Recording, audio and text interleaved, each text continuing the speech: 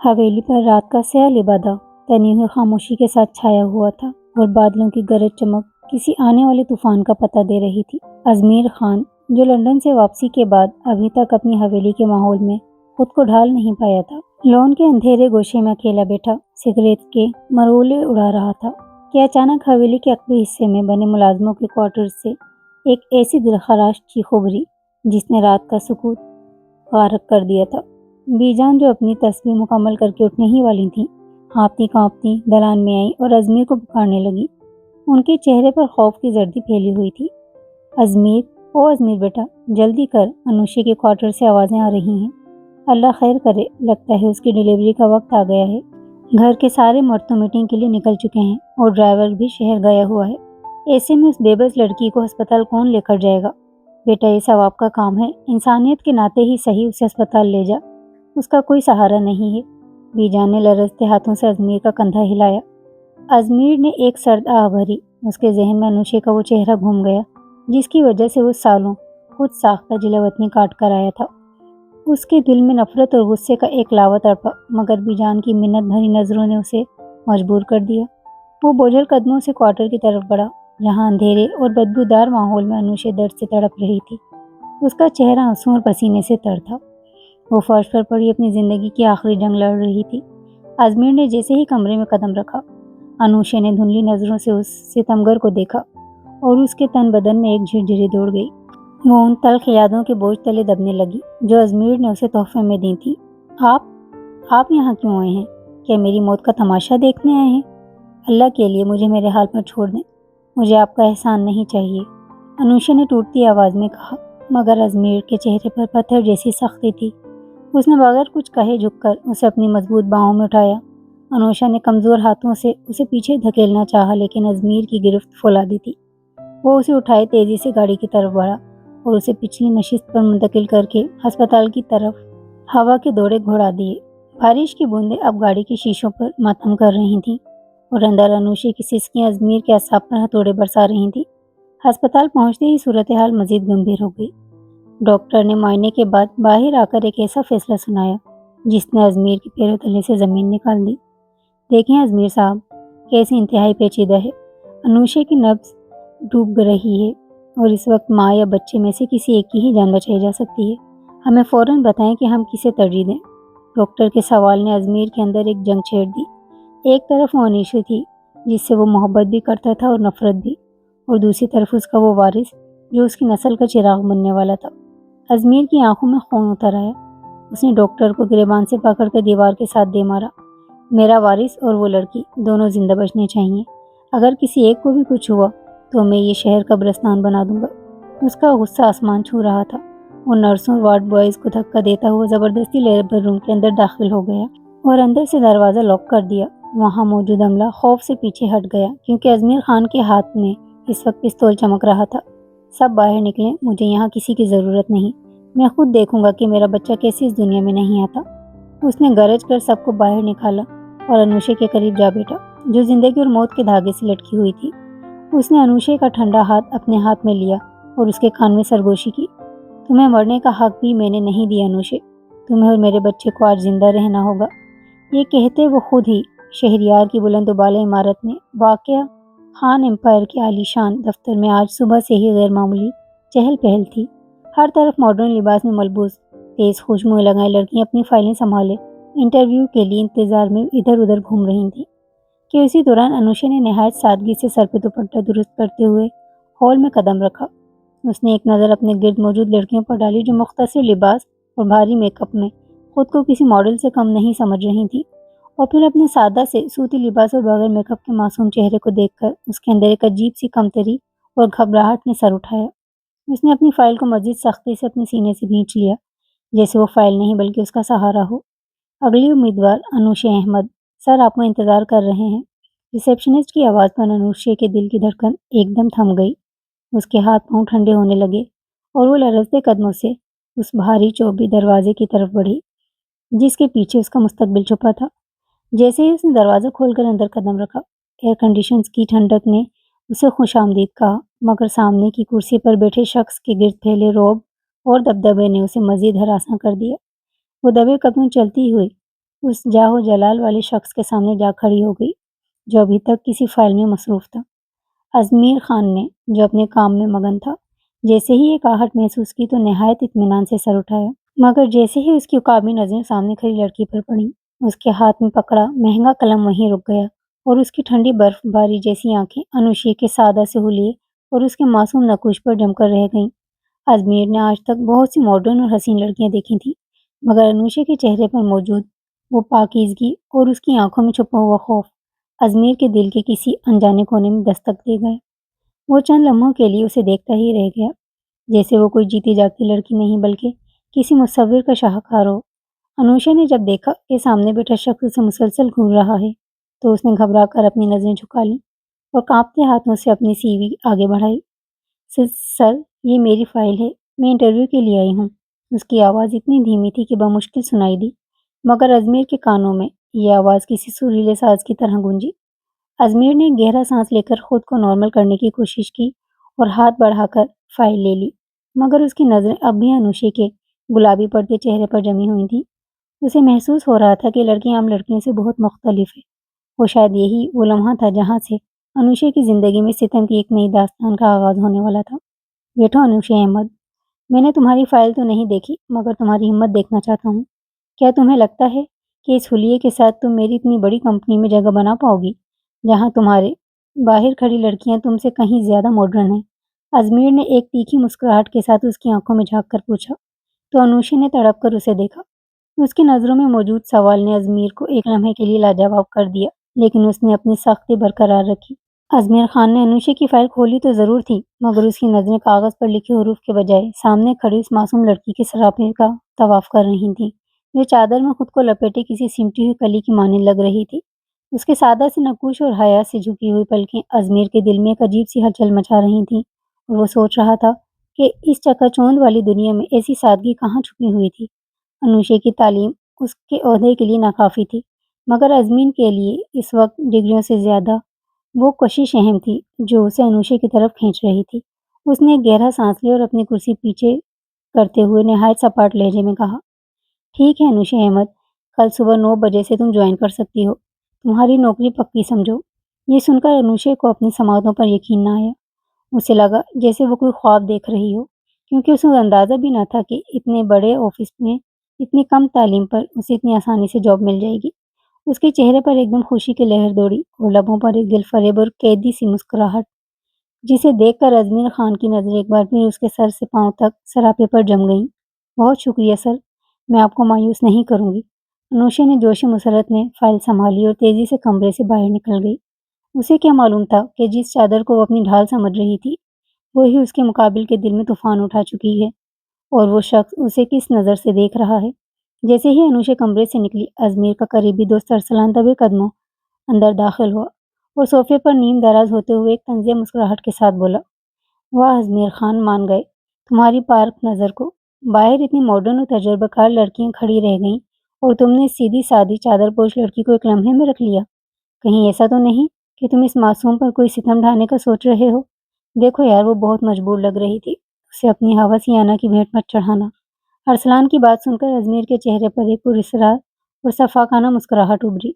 उसने अपनी मेज पर पड़ा पेपरवेट घुमाया और सर्द लहजे में कहा, अरसलान, तुम मुझे बरसों से जानते हो और ये भी जानते हो कि अजमेर खान को जो चीज़ एक बार पसंद आ जाए, वो उसे हासिल करने के लिए किसी भी हद तक जा सकता है। वो लड़की अब इस कब्ज़ में आ चुकी है जहाँ से वापसी का कोई रास्ता नहीं। वो मेरी अना की तस्कीन बनेगी या मेरी ज़रूरत, ये तो वक्त बताएगा, मगर अब वो कहीं नहीं जा सकती। अजमेर की आंखों में छुपी वो वहशत और जुनून देखकर अरसलान का दिल दहल गया, क्योंकि वो जानता था कि अब इस मासूम लड़की की जिंदगी में आजमाइशों का एक ऐसा दौर शुरू होने वाला है जिसका उसने कभी तस्वुर भी नहीं किया होगा। जबकि दूसरी तरफ अनुषा अपने घर पहुंचकर अपनी अम्मा को एक खुशखबरी सुनाते हुए निहाल हो रही थी कि अल्लाह ने उसकी सुन ली है और उसे एक मोतबर जगह नौकरी मिल गई है। अम्मी, अम्मी जान देखें तो सही, अल्लाह ने हमारी सुन ली। मुझे इतने बड़े खान एम्पायर में नौकरी मिल गई है और तनख्वाह भी अभी इतनी है कि हमारे सारे दुख खत्म हो जाएंगे। अनुषा ने घर में कदम रखते ही जोशी मुसरत से अपनी माँ के गले लगकर कहा, तो बूढ़ी माँ की आंखों में भी शुक्राने के आंसू आ गए। उन्होंने तड़प कर बेटी का माथा चूमा और ढेरों दुआएं दी। अनुषा इस रात सुकून की नींद सोई थी, ये सोचे बगैर कि जिस नौकरी को वो मसीहा समझ रही है, وہ اس کے لیے آزمائشوں کا جال بھی ہو سکتی ہے۔ اگلے دن جب وہ اپنے وقت مقررہ پر دفتر پہنچی اور اپنی مخصوص نشست پر بیٹھ کر ابھی کام سنبھالنے کی کوشش ہی کر رہی تھی کہ انٹرکام کی گھنٹی بجی اور آپریٹر نے اسے مطلع کیا کہ صاحب اسے اپنے کیبن میں بلا رہے ہیں۔ انوشے نے ایک گہرا سانس لی اور اپنی چادر درست کرتی ہوئی ازمیر خان کے کمرے میں داخل ہوئی، جہاں وہ اپنی گھومنے والی کرسی پر ٹیک لگائے کسی گہری سوچ میں گم تھا۔ جی سر، آپ نے بلایا؟ انوشے کی دبی دبی آواز پر ازمیر نے اپنی نظریں فائل سے ہٹا کر اس کے معصوم چہرے پر گاڑ دیں اور ایک لمحے کے لیے کمرے کی فضا بوجھل سی ہو گئی۔ انوشے، یہ فائلیں پکڑو اور وہ سامنے والی میز پر بیٹھ کر ان کا ڈیٹا کمپیوٹر میں فیڈ کرو۔ مجھے یہ کام ابھی اور اسی وقت اپنی نظروں کے سامنے مکمل چاہیے۔ ازمیر کا لہجہ حکمانہ تھا، مگر اس کی آنکھوں میں ایک ایسی تپش تھی جو انوشے کو اندر تک جھلسا رہی تھی۔ وہ خاموشی سے فائلیں اٹھا کر وہاں بیٹھ گئی، لیکن اسے بار بار یہ احساس ہو رہا تھا کہ ازمیر اسے مسلسل دیکھ رہا ہے۔ اس کی نگاہیں انوشے کے ہاتھ کی لرزش اور اس کے جھکے ہوئے سر کا تعاقب کر رہی تھیں، جس سے انوشے کے اندر ایک عجیب سی الجھن اور گھبراہٹ پیدا ہونے لگی۔ اسے بار بار کوفت ہو رہی تھی کہ آخر یہ شخص اسے اتنے غور سے دیکھ کیوں رہا ہے۔ اس سے پہلے وہ کبھی کسی غیر مرد کے سامنے اس طرح اکیلی نہیں بیٹھی تھی، مگر اسے نوکری کی اتنی سخت ضرورت تھی کہ وہ چاہ کر بھی کچھ بول نہیں سکتی تھی۔ اسے ڈر تھا کہ ذرا سی بدتمیزی یا اعتراض سے اس کا روزگار سے محروم کر دے گا، جو کہ اس کے گھر کا چولہا جلاتا تھا۔ شاید میرا وہم ہے، اتنے بڑے آدمی کو مجھ جیسی سادہ لڑکی میں کیا دلچسپی ہوگی؟ وہ تو بس اپنے کام کی نگرانی کر رہے ہوں گے۔ انوشے نے اپنے دل کو جھوٹی تسلی دی اور خود کو کام میں مصروف ظاہر کرنے کی کوشش کی، مگر جب بھی وہ نظر اٹھاتی، ازمیر کی گہری سانولی آنکھیں اسے خود میں قید کرتی محسوس ہوئیں۔ ازمیر نے کرسی پر جھکتے ہوئے ایک بار پھر اس کے قریب ہو کر کہا، کام پر دھیان دو انوشے، تمہاری انگلیاں کانپ رہی ہیں، کیا تم مجھ سے ڈر رہی ہو یا میری موجودگی تمہیں پریشان کر رہی ہے؟ ازمیر کے اس براہ راست سوال پر انوشے کا دل زور سے دھڑکا اور اس نے لرزتے لبوں سے صرف اتنا کہا کہ نہیں سر، ایسی کوئی بات نہیں ہے، جبکہ وہ جانتی تھی کہ اس کی روح تک اس شخص کی پراسرار نظروں سے کانپ رہی ہے اور اسے اپنے تحفظ کا احساس دھندلاتا ہوا محسوس ہو رہا تھا۔ انوشے، یہ فائلز تیار کر لو، آج رات کی میٹنگ بہت اہم ہے اور چونکہ یہ پروجیکٹ تم نے تیار کیا ہے اس لیے اس کی پریزنٹیشن بھی تمہیں ہی دینی ہوگی۔ گاڑی باہر کھڑی ہے، جلدی نکلو۔ ازمیر خان نے فائل میز پر پٹکتے ہوئے حکمانہ لہجے میں کہا تو انوشے کا دل کسی انجانے خوف سے دھڑکنے لگا۔ اسے 1 ماہ اس دفتر میں گزر چکا تھا اور اس دوران ازمیر کی نگاہوں کی تپش نے اسے کئی بار مصلحتوں کے سمندر میں ڈبونا چاہا تھا، مگر وہ نوکری کی مجبوری کے تحت خاموش رہی تھی۔ لیکن سر، رات کی میٹنگ؟ میں نے کبھی گھر سے باہر رات نہیں گزاری، میری ماں پریشان ہوں گی۔ انوشے نے لرزتی آواز میں احتجاج کرنا چاہا، مگر ازمیر کی سرد نظروں نے اسے خاموش کر دیا۔ اس نے بوجھل دل کے ساتھ ماں کو فون کر کے مطلع کیا اور ازمیر کی مہنگی گاڑی میں جا بیٹھی۔ اسے کیا معلوم تھا کہ سڑکوں کے کنارے لگی روشنی اسے اندھیرے کی طرف لے جا رہی تھی۔ گاڑی جب شہر کی شور و غل سے دور ایک سنسان سڑک پر واقع عالیشان فارم ہاؤس کے سامنے رکی تو انوشے کا ماتھا ٹھنکا۔ وہاں نہ کوئی دوسری گاڑی تھی اور نہ ہی کوئی بزنس مین، ہر طرف صرف خاموشی اور رات کا سناٹا تھا۔ سر، یہاں تو کوئی بھی نہیں ہے، میٹنگ کہاں ہو رہی ہے؟ انوشے نے گاڑی سے اترتے ہوئے ڈرتے ڈرتے پوچھا تو ازمیر نے گاڑی لاک کی اور ایک قدم بڑھا کر اس کے بالکل قریب آ گیا۔ اس کے چہرے پر ایک فاتحانہ اور شفقانہ مسکراہٹ تھی۔ کوئی میٹنگ نہیں تھی انوشے، یہ سب تو تمہیں یہاں لانے کا ایک بہانہ تھا۔ اصل میں مجھے تمہارے ساتھ کچھ حسین لمحات گزارنے تھے۔ تم نے اس 1 ماہ میں میرے حواسوں پر جو جادو کیا ہے اس کا حساب تو لینا ہے نا؟ ازمیر کے ان الفاظ نے انوشے کے پیروں تلے سے زمین نکال دی۔ وہ وحشت زدہ ہو کر پیچھے ہٹی اور بھاگنے کا راستہ ڈھونڈنے لگی، مگر ازمیر نے اس کا بازو مضبوطی سے جکڑ لیا۔ چھوڑیں مجھے، خدا کے لیے ایسا مت کریں، میں ایک شریف گھرانے کی لڑکی ہوں، مجھے جانے دیں۔ انوشے کی چیخیں اس ویران فارم ہاؤس کی دیواروں سے ٹکرا کر واپس آنے لگی۔ اس کی آنکھوں سے آنسوؤں کا سیلاب رواں تھا، مگر ازمیر خان کے دل میں کوئی رحم نہ آیا۔ بھاگنے کی کوشش مت کرو انوشے، ازمیر خان کو حرام کھانے کی عادت نہیں ہے، اسی لیے میں نے اندر مولوی صاحب اور 2 گواہوں کا انتظام کر رکھا ہے۔ تم خاموشی سے میرے ساتھ نکاح کر لو، ورنہ یاد رکھنا کہ نکاح کے بغیر بھی میں وہ سب حاصل کر سکتا ہوں جو میں چاہوں، پھر تم کہیں سر اٹھانے کے قابل نہیں رہو گی۔ ازمیر کی دھمکی نے انوشے کی روح تک فنا کر دی۔ وہ بے بسی کی تصویر بنی اس کے سامنے کھڑی تھی، جہاں ایک طرف اس کی عزت تھی اور دوسری طرف نکاح کا وہ جبری بندھن جو اسے ایک ستمگر کے حوالے کرنے والا تھا۔ جب جبرن نکاح کے تمام مراحل طے پا گئے اور سب لوگ وہاں سے رخصت ہو گئے تو ازمیر خان ایک فاتح کی طرح کمرے میں داخل ہوا، جہاں انوشے فرش پر ڈھیر ہوئی اپنی قسمت پر آنسو بہا رہی تھی۔ جیسے ہی وہی اس کے قریب آیا، انوشے نے اپنے ہاتھ جوڑ دیے اور سسکیوں کے درمیان بولی، خدا کے لیے میرے ساتھ ایسا کچھ مت کیجیے گا، میں بہت شریف لڑکی ہوں، میں نے کبھی کسی کا برا نہیں چاہا، مجھے چھوڑ دیں۔ انوشے کی التجا پر ازمیر نے اس کی تھوڑی کو پکڑ کر چہرہ اوپر کیا اور اس کی آنکھوں میں جھانکتے ہوئے سرد لہجے میں کہا، اب تم میری بیوی ہو نوشے، اور میرے حق پر مجھے کوئی نہیں روک سکتا۔ تمہاری شرافت اور تمہارا یہ ڈر ہی تو مجھے تم پر ستم ڈھانے پر مجبور کرتا ہے۔ اب تم میری ہو نوشے، شرعی اور قانونی طور پر تم صرف میرا حق ہے، تو پھر یہ خوف کیسا؟ ازمیر نے ایک قدم اس کی سمت بڑھاتے ہوئے نہایت دھیمے مگر باروب لہجے میں کہا تو انوشے کا پورا وجود پتے کی طرح کانپنے لگا۔ وہ دیوار کے ساتھ لگتی چلی گئی جیسے خود کو اس میں ضم کر لینا چاہتی ہو۔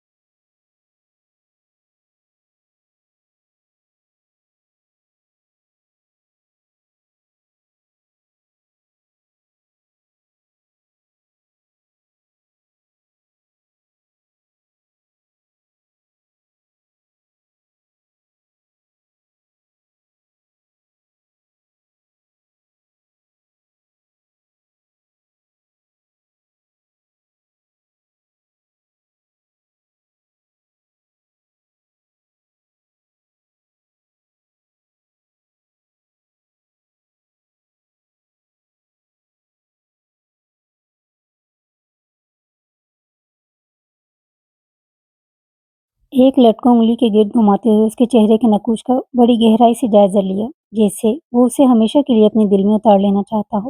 اور انوشے بس ساخت نظروں سے اسے دیکھتی رہ گئی، جہاں غصہ تو تھا مگر کہیں نہ کہیں اس جبری بندھن کی قبولیت بھی اس کے دل میں کسی جگہ کونے میں جگہ بنا رہی تھی۔ چلو شاباش، ابھی آنسو بہانا بند کرو، جلدی سے میرے لیے اپنے ہاتھوں سے اچھا سا ناشتہ بناؤ، کیونکہ جب تک تم میرا پیٹ نہیں بھرو گی میں تمہیں اس فارم ہاؤس کی قید سے جانے نہیں دوں گا۔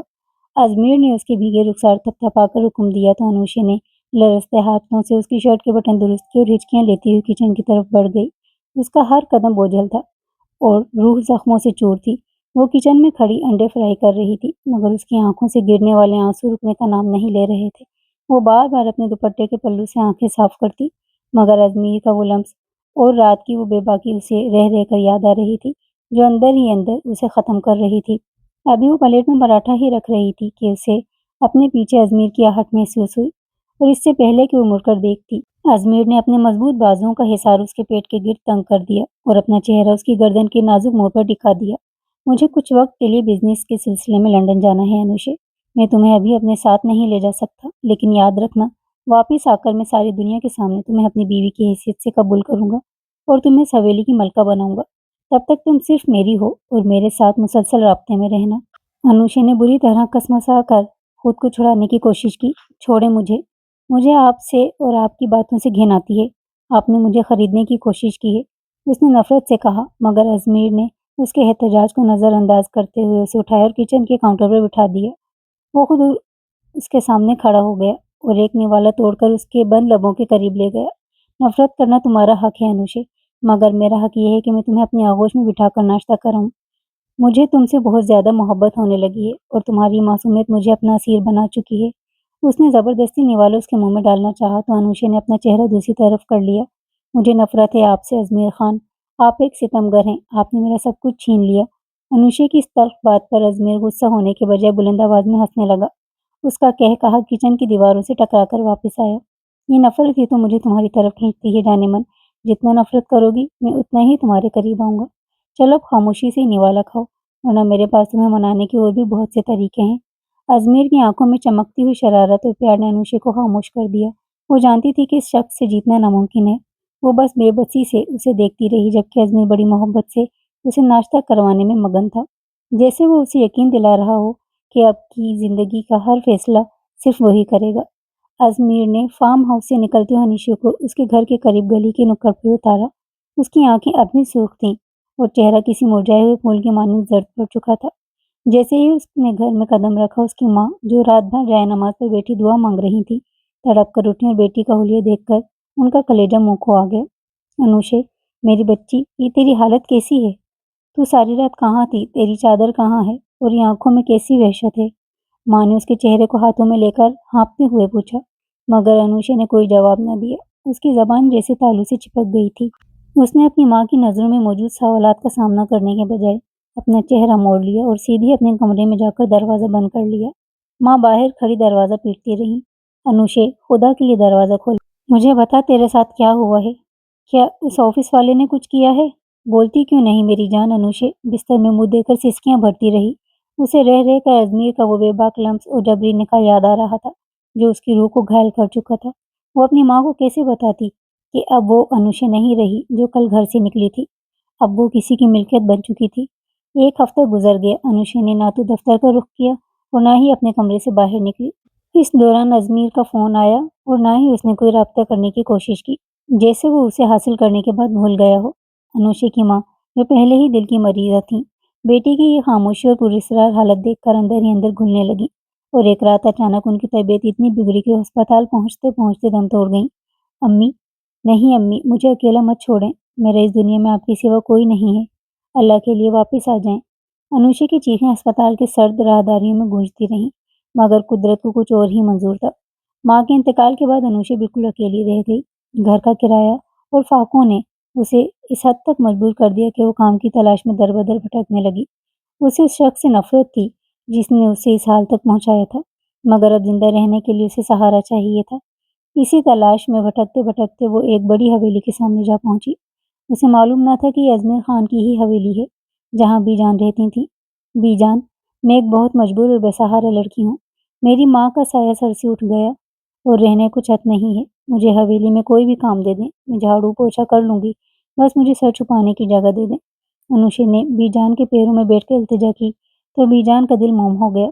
बीजान ने उसके मासूम और गमज़दा चेहरे को देखा तो उनकी ममता जाग उठी। बेटा, रो नहीं, अल्लाह बहुत बड़ा है।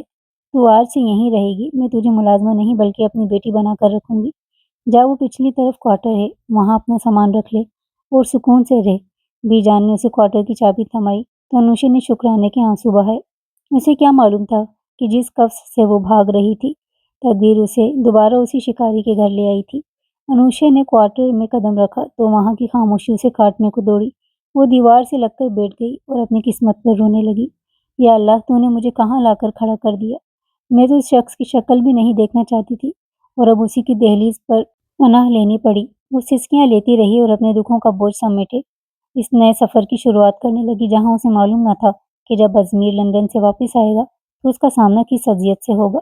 हवेली में रहते हुए अनीशा को कई माह बीत चुके थे और इस दौरान उसकी तबीयत में ऐसी तब्दीली आई कि वो खुद ही हैरान रह गई। उसे मुसलसल मतली और कमजोरी महसूस होने लगी। वो एक सुबह जब बीबी जान के लिए नाश्ता तैयार कर रही थी तो उसे शदीद वोमिटिंग हुई, जिससे वो बीजान को तशवीश में मुब्तला कर गई। अनुशे बेटा, ये तेरी रंगत जर्द क्यों पड़ रही है? कहीं तू? बीजान ने अधूरा जुमला छोड़कर सवाली नजरों से उसे देखा तो अनुशे ने नजरें झुका लीं और झूठ का सहारा लेते हुए बोल पड़ी, बीजान, मेरे शोहर का इंतकाल हो चुका है। मैं बेवा हूँ और अब इस दुनिया में मेरा इस बच्चे के सिवा कोई नहीं। अनुशे ने अपने पेट में हाथ रखकर कहा तो बीजान का दिल पिघल गया। उन्होंने मजीद कोई कुरेद नहीं की, बल्कि मुलाजमा को हुक्म दिया कि अनुशे का खास ख्याल रखा जाए, क्योंकि वो एक जान से दो जान होने वाली थी। वक्त गुजरता गया और अनुशे अपने वजूद में पलती इस नन्ही जान के साथ अपनी अजियतें भूलने की कोशिश करने लगी। यहाँ तक कि उसका 9वां महीना आ पहुंचा और इसी दौरान अजमेर खान पूरे 8 माह बाद लंदन से वापस लौटा। बीजान ने उसे देखते ही गले लगाया और फिर तशवीश से बोली, अजमेर बेटा, शुक्र है तू आ गया। वो पिछले क्वार्टर में एक बहुत नेक बख्त लड़की रहती है। बेचारी का कोई नहीं है और उसका आखिरी वक्त चल रहा है। अभी उसकी दर्द-ज़दा आवाज़ें आ रही थीं, उसे फ़ौरन अस्पताल ले जाओ। अज़मीर बीजान की ज़िद पर जैसे ही क्वार्टर के अंदर दाखिल हुआ, सामने का मंज़र देखकर उसके पैरों तले से ज़मीन निकल गई।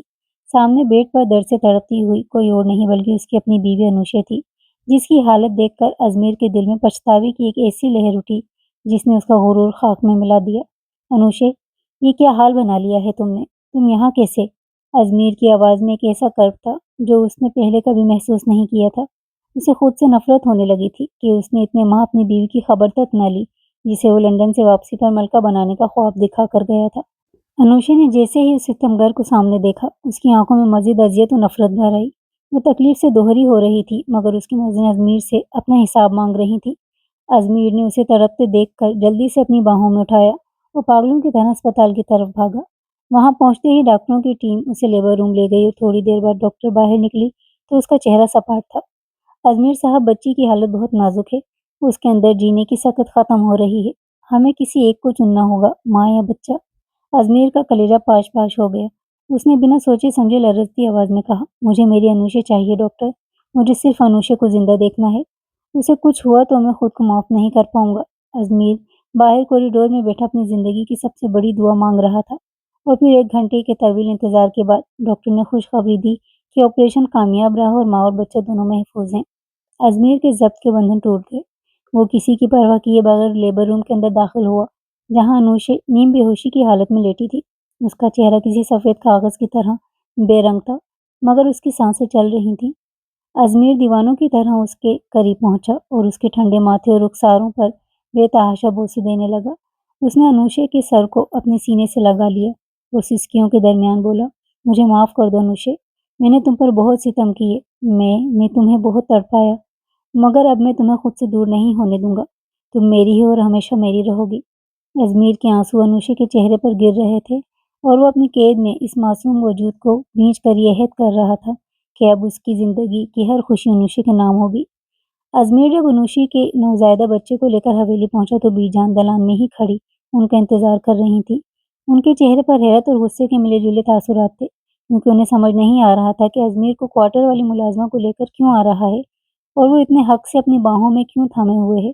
बीजान, ये लें, ये आपका पोता है, आपका वारिस आ गया है। अजमेर ने बच्चा बीजान की गोद में डालते हुए भराई हुई आवाज में कहा तो बीजान के पैरों तले से जमीन निकल गई। वो कभी मासूम बच्चे को देखती और कभी अजमेर के चेहरे पर फैले पछतावे के रंगों को। उनकी समझ में नहीं आ रहा था कि ये सब क्या हो रहा है। ये तू क्या कह रहा है अजमेर? ये तेरा बच्चा है? और अनुशे? अनुशे तेरी क्या लगती है? तूने तो कहा था कि तू उसे जानता तक नहीं। बीजान की आवाज़ काँप रही थी मगर अनुशे ने कोई जवाब न दिया। उसकी आँखों में वीरानी थी, वो खामोशी से मुड़ी और अपने उसी पुराने क्वार्टर की तरफ जाने लगी, जैसे उसे इस आलीशान हवेली से कोई सरोकार न हो। अजमेर ने लपक कर उसका बाजू थामा। कहाँ जा रही हो अनुशे? अब तुम इस क्वार्टर में नहीं बल्कि मेरे कमरे में, इस हवेली की मलका बनकर रहोगी। अजमेर के इन अल्फाज पर बीजान का पारा आसमान को छूने लगा। उन्होंने आगे बढ़कर पूरी कुव्वत से अजमेर के मुंह पर एक जोरदार थप्पड़ दे मारा। शर्म कर अजमेर खान, मैंने तेरी ऐसी तरबियत नहीं की थी कि तू एक बेबस और मासूम लड़की की जिंदगी से खेले और उसे मुलाजमा बनाकर अपने ही घर के क्वार्टर में रख छोड़े। तूने अपनी बीजान से इतना बड़ा सच छुपाया। बीजान की डांट और उनकी आंखों में मौजूद हिकारत ने अजमेर का सर नदामत से झुका दिया। वो खामोशी से अनुशे को लेकर अपने कमरे की तरफ बढ़ा।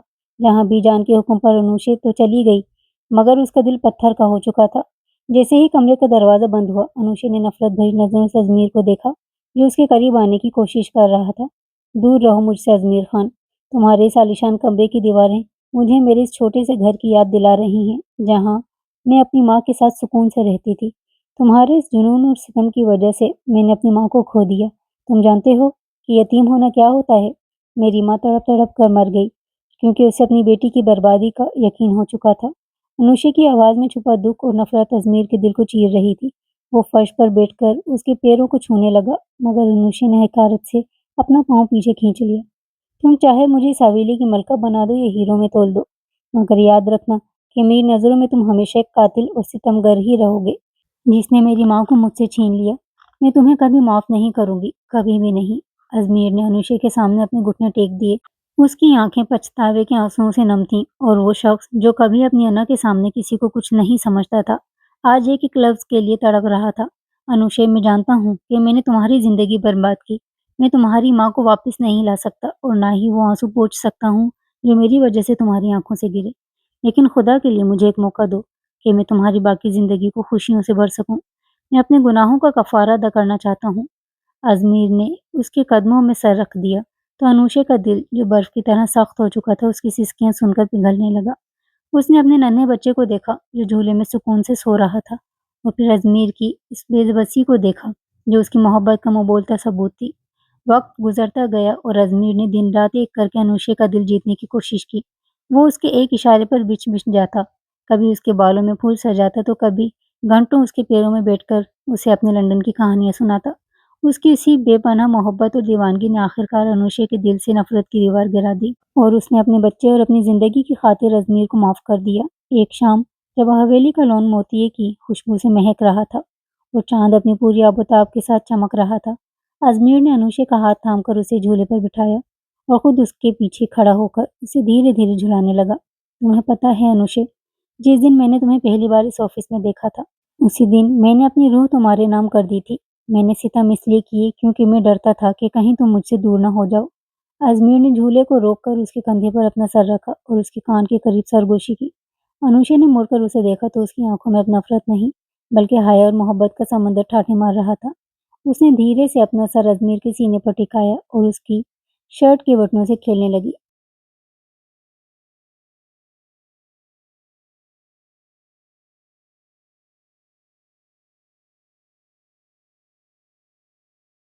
अब तुम कभी मुझसे दूर नहीं जाओगी ना? अजमेर ने उसकी पेशानी पर अपने लब रखते हुए पूछा तो अनुशे ने शर्माकर अपनी आंखें बंद कर ली और उसके गले में अपनी बाहें डालकर खुद को उसके वजूद में जम कर लिया। कभी नहीं अजमेर, आपकी मोहब्बत ने मुझे माफ करने पर मजबूर कर दिया। अब मैं और मेरा बच्चा सिर्फ आपके साय में जिएंगे।